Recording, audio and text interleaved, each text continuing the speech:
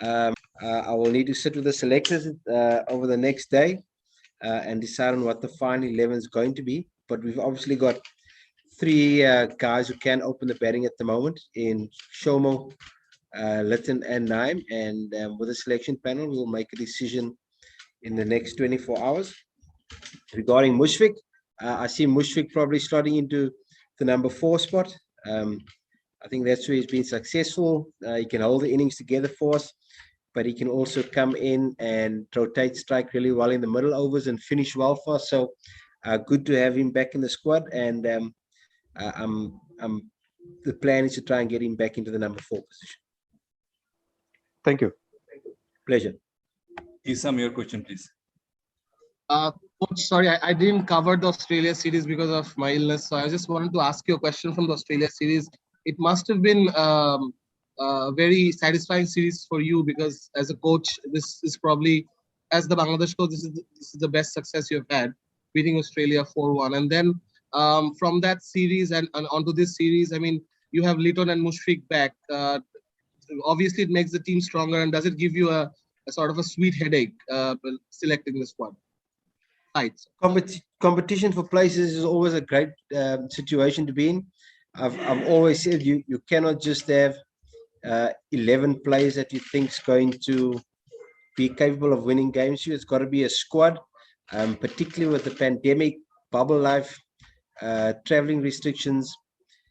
It's such an important part of the team's performance is to make sure you've got a squad of players available that can perform. So great to have those players back, but also great that we've got some depth developing in this format of the game for us. So I think that's very exciting for us.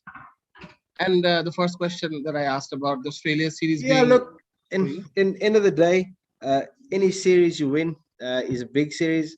Look, I think winning a series against Sri Lanka in the 50-over format was also a great achievement. Beating the West Indies 3-0, who was a proud cricketing nation in one-day cricket, is a big achievement. Winning all 3 formats in Zimbabwe is a big achievement. So I'd hate to put one series win ahead of another series win. Every series win in international cricket is special for the team. So I don't think you can place more value on beating certain teams than other teams. All teams at this level of cricket, any series win needs to be celebrated and needs to be appreciated because it's not easy in international cricket. So no, I don't hold in any higher esteem than I would hold a series win against either the West Indies, Sri Lanka, Zimbabwe, any of those series. Thanks, Coach. Pleasure. Ekush, your question, please. Hi, Russell. Can you hear me? I can hear you. Yeah, I have just 2 questions. First one is we saw Nurul Hassan Suhan is very impressive behind the stump with the gloves in last 2 series. Do you want to continue him in this role, or is there any change because Mushfiqur Rahim also back? If you answer me, then I'll ask my second.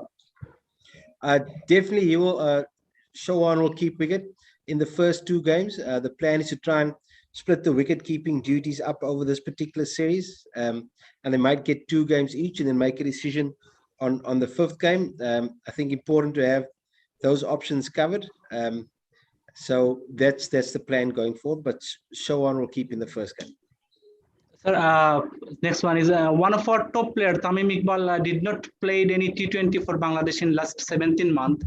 In last 32 months, he played just 3 games. His T20 strike rate always been questionable. He played all 6 T20 World Cup. Apart from qualifying round, in T20 World Cup main stage, his average is just 13 and strike rate is only 90. So is there any concern for you about him in the upcoming World Cup?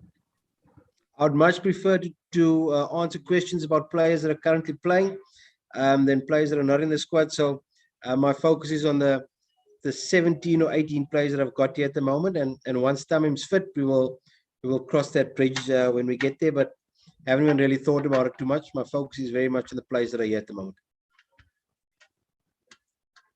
Ronnie, your question, please.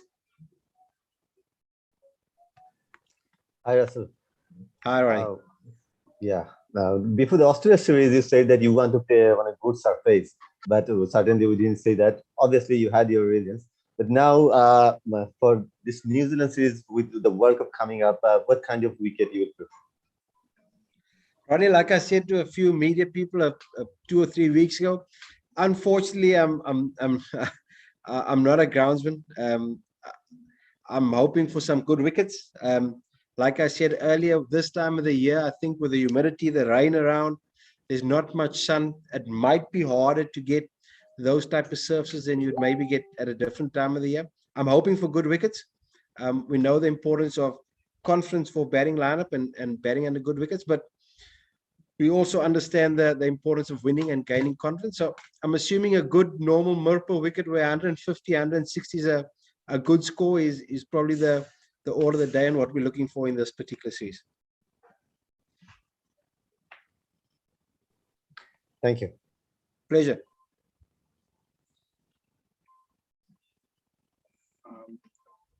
Mehdi?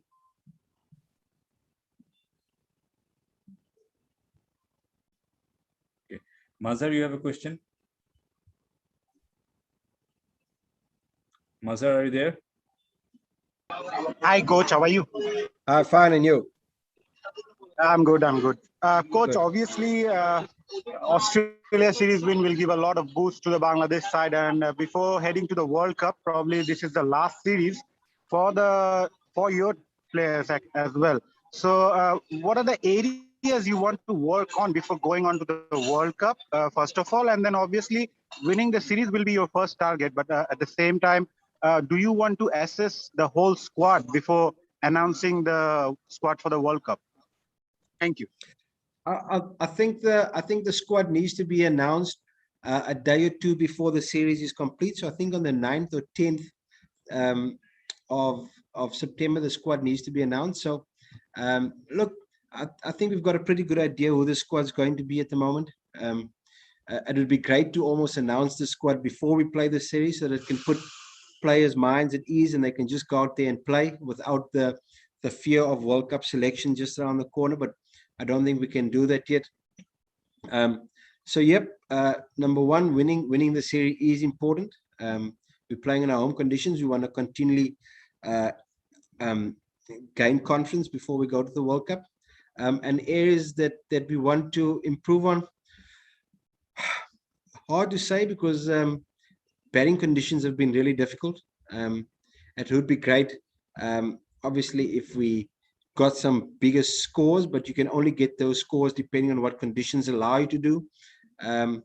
So I think building confidence and getting a winning habit is also very important, and we need to make sure we continually do that. Zubair, your question, please.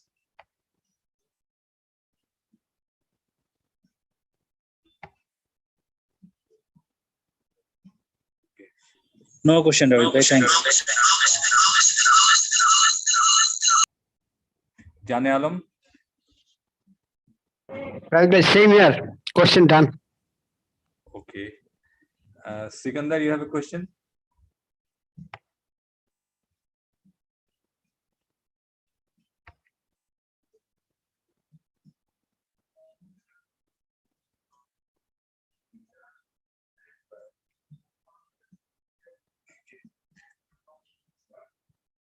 Mehdi?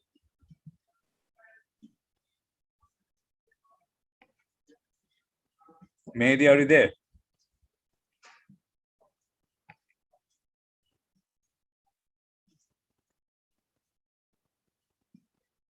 Okay, Mehdi is not there. Isam, last question from you, please. Coach, couple of players I wanted to ask about. What are your views on Mohammad Naeem Sheikh? I mean, how do you see his progress since he made his debut under you a couple of years ago? And about the bowling attack, you know, will we see the similar sort of thing that we saw against Australia, where spin started and then Mustafiz and Shoriful coming in and whipping up the late order, the late overs?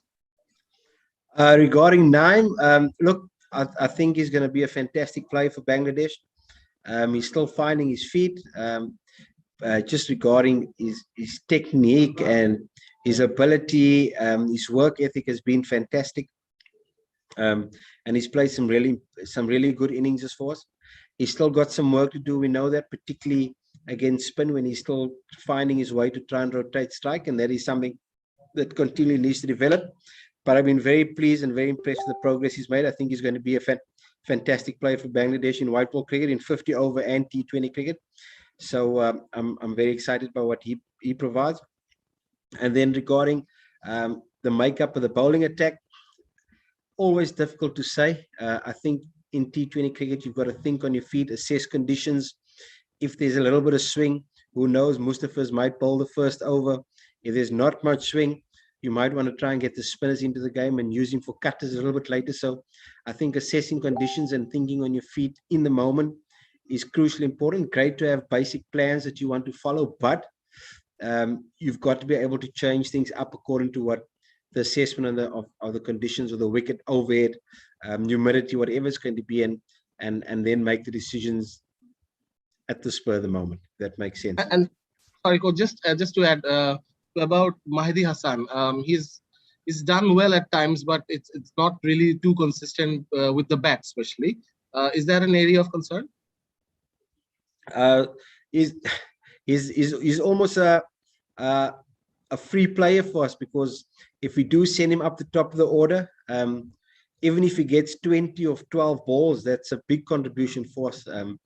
So he's played some important innings for us. I know he's done really well in the domestic T20 cricket, but there is a big step up between the domestic T20 cricket and international cricket. So no, I'm not concerned by his batting. I think he's played some really important little cameos for us at certain stages, and we will use him on the odd occasion up the order when we feel that we need a little bit of aggression or a bit of explosiveness to get us ahead of the run rate.